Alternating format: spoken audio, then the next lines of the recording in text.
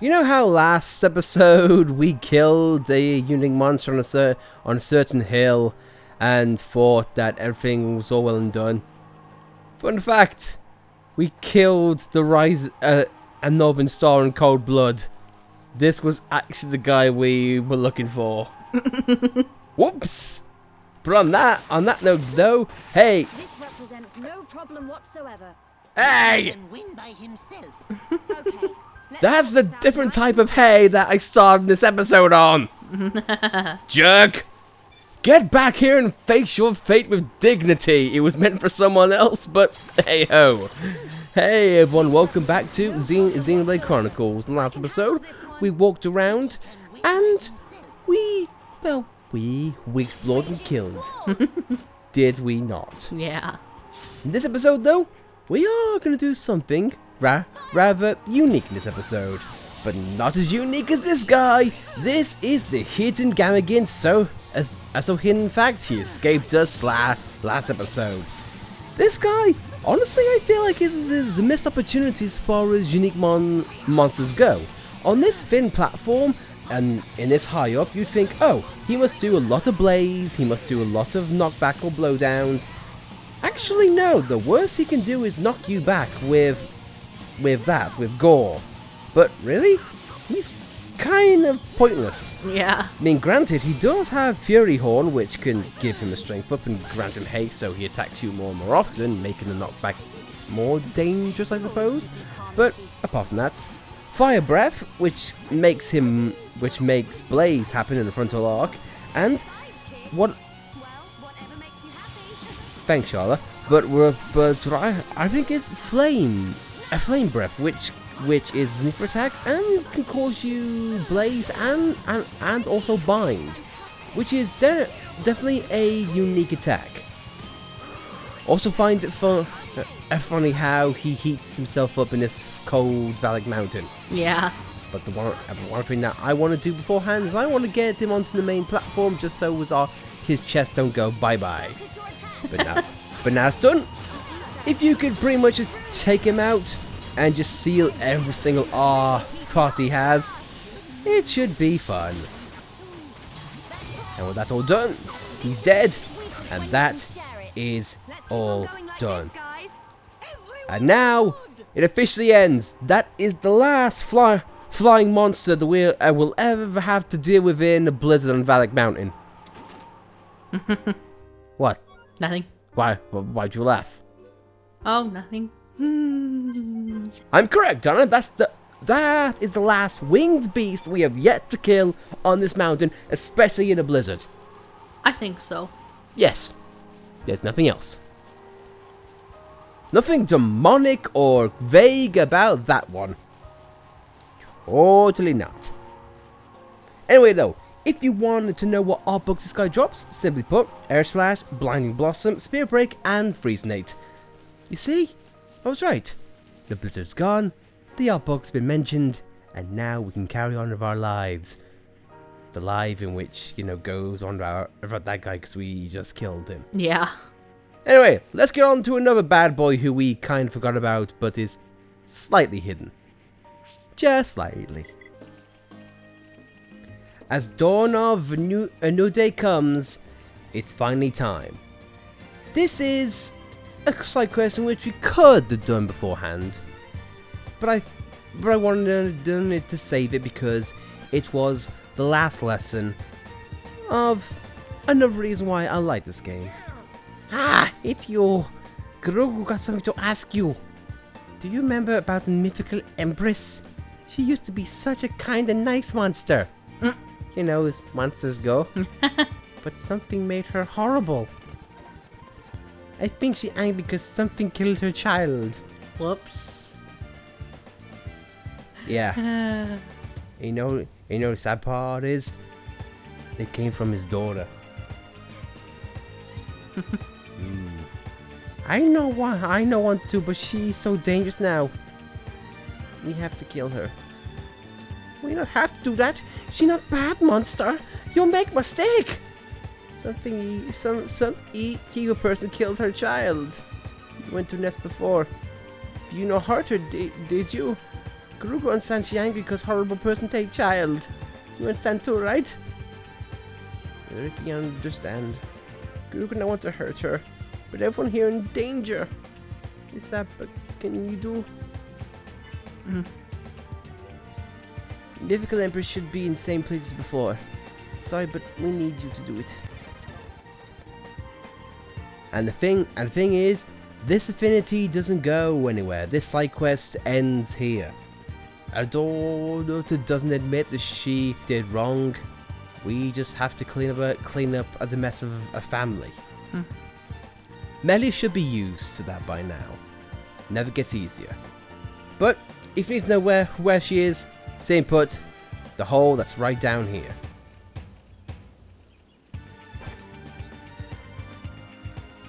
There she is. My same argument as outcome off, I kind of wish this had a bit more of a unique spin, but hey ho. And this is another implied challenge that I absolutely love. If you were on par with the levels, you jump down, you immediately take damage, and you instantly go into a fight. It's an implied challenge that puts you on the back foot. No problem whatsoever. But it's something that I absolutely love.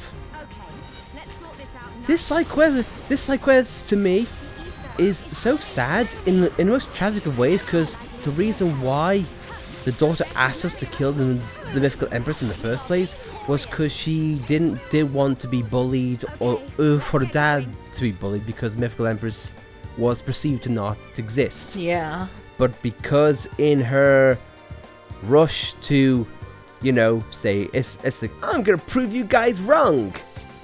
And guess what? Now, in a tragic way, she actually proved herself. They actually proved that the naysayer is right. The Empress is no longer around. It doesn't exist anymore. Because of what we just had to do. So again, there are... this to me is a powerful side quest because it shows, hey, you know, maybe, you know, not taking a life is kind of a good thing. And at the same point, maybe sometimes life is just best left alone. I think Xander could learn a point from that. Yeah. If Nopon can learn that, and High-End Princess can learn that, in fact, this gaggle of pals can learn that, I think a god can, you know, take a lot of notes from this. But hey-ho. But what should remain hidden is now no longer here in the present. And that, to me, I think is a nice segue to what we have planned here this episode. So, as a disclaimer for the viewers and watchers, right after this. So, you did it? Thank you. Garuga will tell Pachipa. Pachipa likes mythical empress too. Thank you for doing it. Garuga now, horrible thing to do, but I hope you can rest now. We get it, like a haste too, and in our haste, it kind of went downhill. Garuga will be happy you go find her Batu. Eh! Empress old news. Garuga one bouncing buddy. Thanks, Garuga. Again, that's a little to nitpick I have. Like, there's no post dialogue. There's nothing afterwards. Just, well, Batu. At least we have bouncing friends.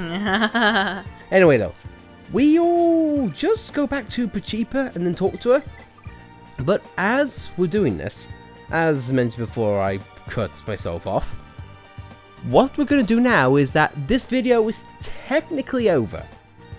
All the content we're going to be doing now is simply grinding for endgame. But, in the meantime, what we are going to do is we're going to fill for the rest of the episode with trivia and unused content. Now, keep in mind, we did go about it in a few episodes prior. But, there is just so much that's been unearthed and just things that I didn't get a chance to talk about that we had to make another episode about it. Because this game has a boatload of content for a JRPG of this size, of this magnitude, especially with the efficient advancements that Nintendo, Monolith, and everyone else had made with the Wii. There's a lot of things that can be found. And Monolith couldn't squeeze everything in here because there wasn't time. Nope, wasn't time, wasn't enough space, and let's face it, the Wii U has never been known to be a powerhouse. But right after we talk to Pajipa, she should be around here somewhere. There you are.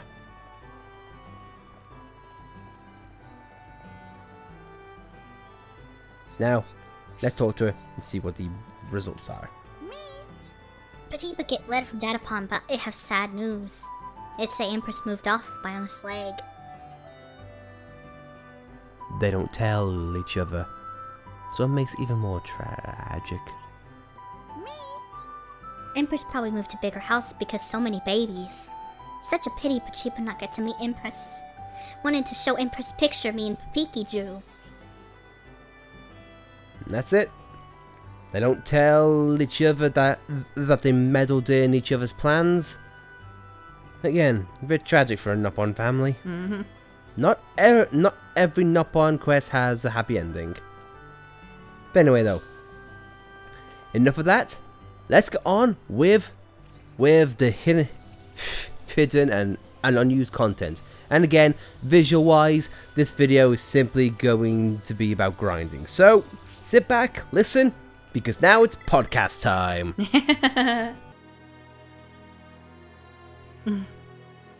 What an image of still Melia and Ricky Slim. Okay, so I want to talk about unused audio, and there's a lot that I want to show. First off, I'll start big. There's an unused song in this game. The song goes by the name Hope on the official OST and the jukebox in Xenoblade Chronicles 3D. It had the prefix E, meaning that it was intended as an event track. I've listened to it, and it's admittedly not really my cup of tea, but I will play it for you here.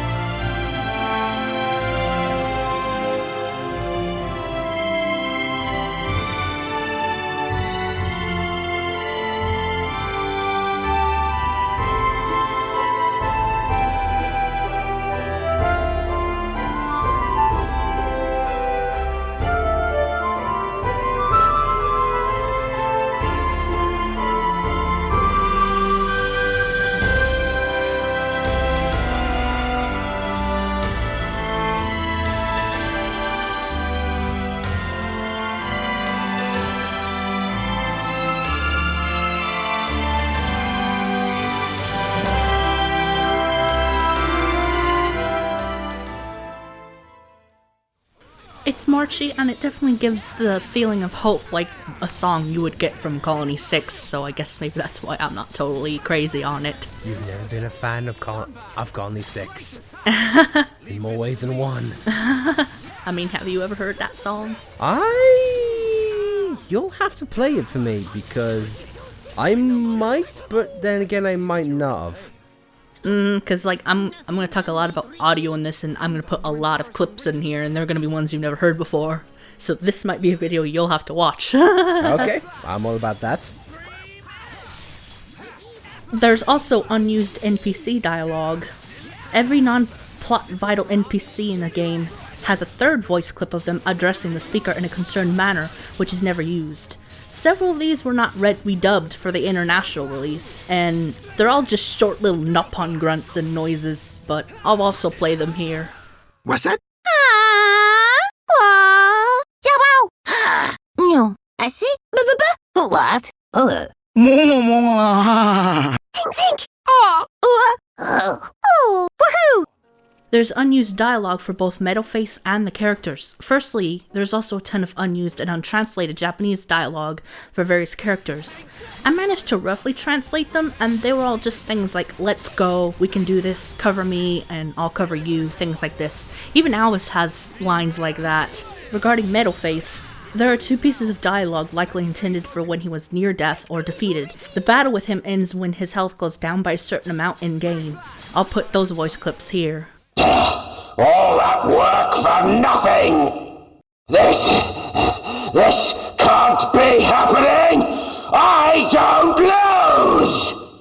The first voice clip, All That Work for Nothing, was re-recorded and used for Meadowface's appearance as a boss character in Super Smash Bros. For Wii U. Now, for the unused cutscene audio, and there's a lot of them, and I'm admittedly amazed by them, and they're definitely nice to know. This is definitely a rabbit hole, so I'll probably summarize them and then put the clips in after each one. There's unused dialogue for Callian introducing the representatives of the Allied Force, Atharon, Dixon, and Chief Dunga. Presenting Noppon Frontier Village Chief Dunga. Presenting Homs Colony 6 representative Atharon. Presenting Homs Colony 9 representative Dixon. Another one is, after Juju was taken and you talk to Atharon for the first time, Charlotte will say he was taken last night. But since you can change the time on your own volition, this wasn't needed. Tell me, how long ago was Juju taken? Last night. Then there is still time. And another one is, there's a Zord dialogue without the faced Mechon filter. And it's interesting to hear Zord without that filter. Want some more? Monado moron! And on the same topic as filters, when Tyrea said, a filthy Homs half-breed has no right to the throne, that was recorded twice with separate filters. A filthy Homs half-breed has no right to the throne. A filthy Homs half-breed has no right to the throne. And when Yumea said her very first line, Melia should have introduced her as Mother. But she didn't. And there is one, this one admittedly made me laugh. When Shulk first entered the audience chamber to ask Saurian about entrance to Prison Island, what was the very first thing that Shulk would have said when he went into it? Surprise me. Hi. Hi. I'm an awkward Monado boy. Hi. I think it's a lot better than what Rex would have been. How you doing? I'm on a show.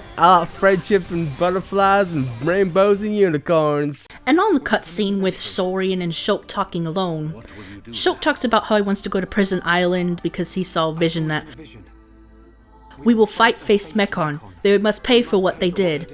And then Saurian says, then you have seen him too.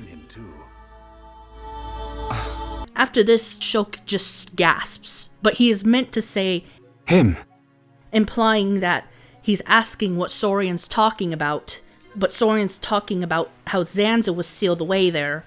And I kind of feel like Shulk should have said him because it would have made that part made more sense instead of just Saurian saying you will have seen him too, but Shulk just gasps. Maybe they're talking about different things. Who knows? I mean, another thing I thought is like, maybe they didn't want to sound spoilery when Shulk said him. I don't know. Possibly. And after the cutscene between Shulk and Alvis in Alsei Tower, Dunban normally just stays quiet, but there's an unused voice clip of him muttering, So, this is what we talked about when a cutscene happened, how I talked about Dunban being, a little bit, or should seem a little bit pissed that, I could use Bernardo, but yeah, I wasn't the chosen one. Mm-hmm. It's like, I think that would make anyone a bit pissed, so it makes sense. But, to your point, it is weird how they didn't give Dunban a line at all. Yeah, it's a simple grunt, but it would have made the cutscene more effective, I think. Yeah, because when Dunban is making his motion upon hearing that conversation, you don't really get context in what he thinks. Like, is he worried about them? Is he curious about what they're talking about? But no, that simple grunt would have made a lot of sense. Well, I guess when they pan to Dunban after their discussion, I guess it's meant to be sort of like, it's up to determination, it's up to your interpretation kind of thing. Yeah, I know, but I still think, like, in terms of,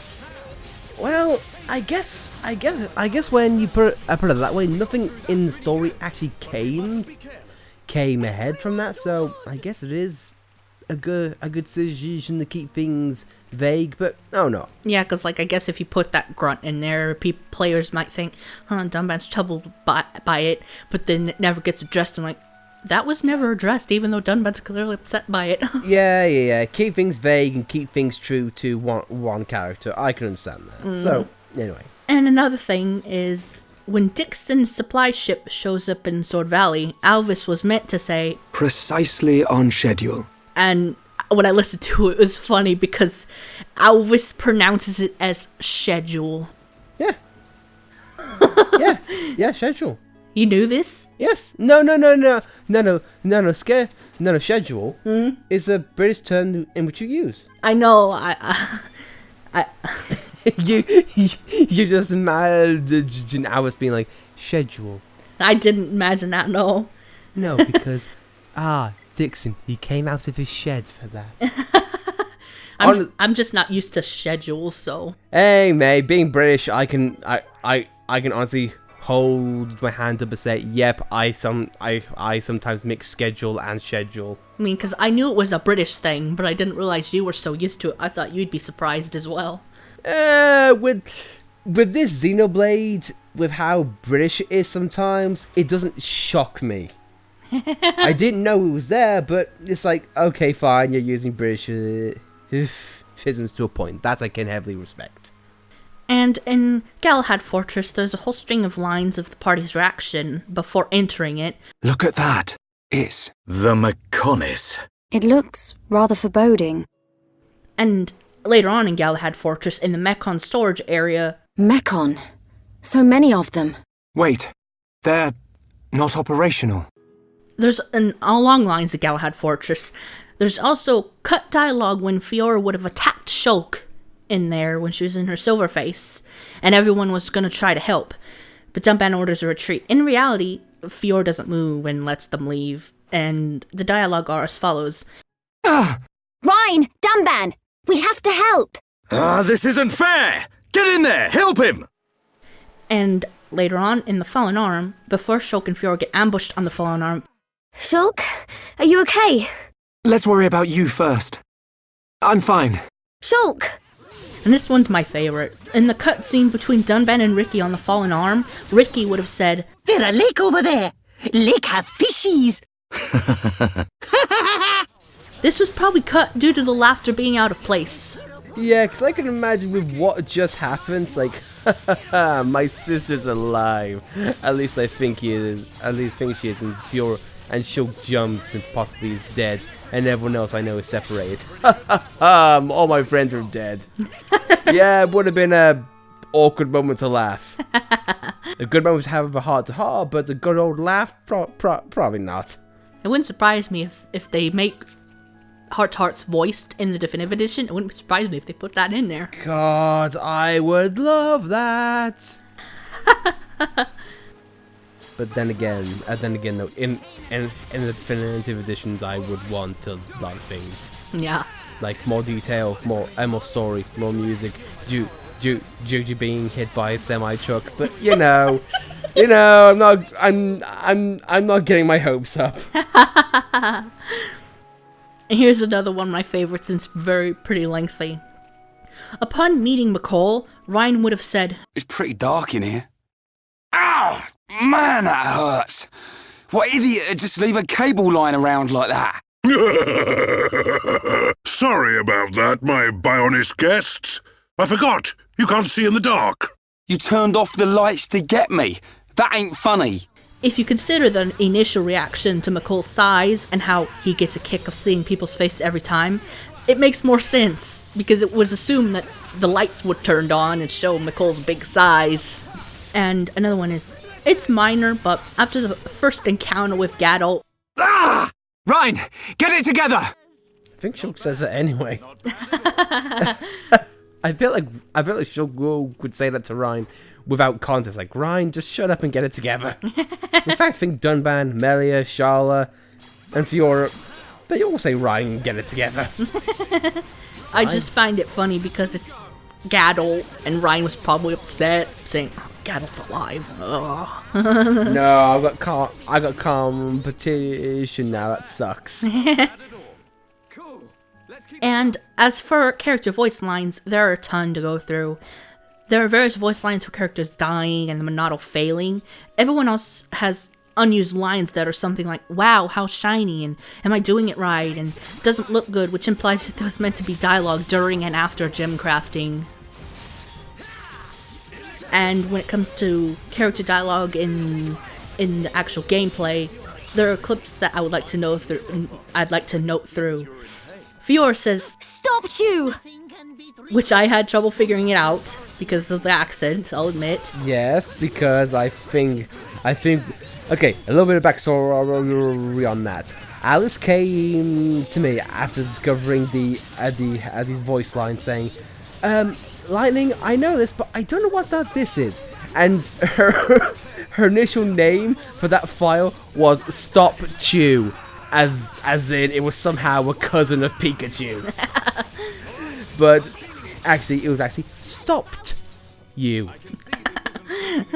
How she came to that conclusion, I have no idea. But it's the accent. But I love you nonetheless. But now, whenever I tell Pikachu to stop attacking, I'll always think of Stopped You.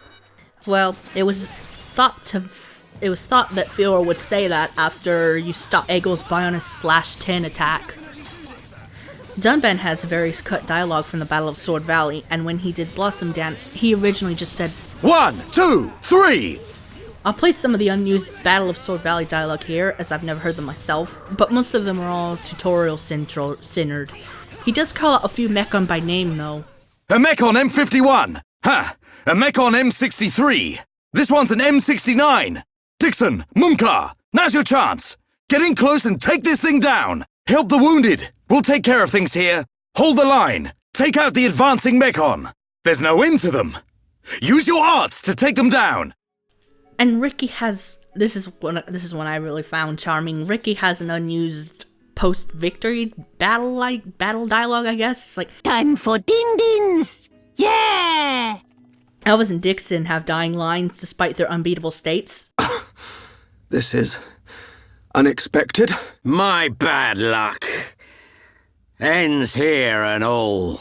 And there are also, along the lines of Dixon, there are lines with Dixon calling out Melly and Ricky's names, and one with Fiora calling out Dixon's name, even though they never met in battle during the story. Melia! Ricky! Dixon! And Mumkar also has a ton of unused lines during the Battle of Sword Valley too. My favorite... I'll draw 'em to me! Dunban! You do that blue business, you do! And he has burst affinity lines and status ailment lines, despite that being impossible during the battle. And this is another one I found charming. There are also unused Tephra Cave battle lines, like beginning of the story. They were presumably used when Shulk died, or Fiora saved him, or Shulk did well in battle. One of them is, see? I told you Shulk wouldn't get a scratch. Don't go on about it. And another one is, looks like you're my guardian angel, Fiora. Not looks like, I am.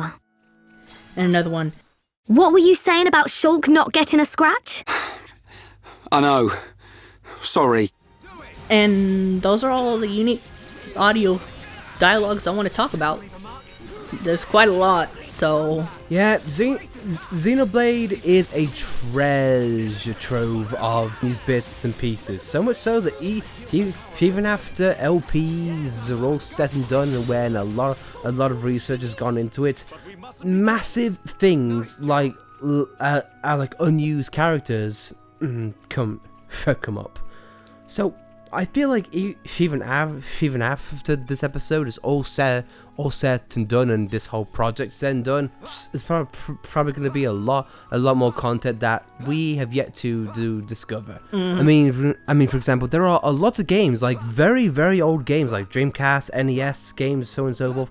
Even to this day, there's still unused content being discovered through hacks and whatnot. So, with a game this size, and not to mention the fact that the Definitive Edition is coming soon, this game could possibly have years, if not decades, of content in which we can still discover. And who knows, maybe some of the things that you mentioned today, and the other content we discussed last episode, they could all come to a head. And it's just a little small thing I want to add. It's like, I looked at the models and the unused animations, and there's a model of it's a still of an animation of a Homs boy, and I don't know words for it. I'm just gonna put it on screen. It's just a Homs boy going. His mouth is all wide and it covers his whole face. And animations, the characters are meant to have like casting animations, and everyone is fine except for Shulk. Shulk looks like he's possessed. I'll put that on screen right now.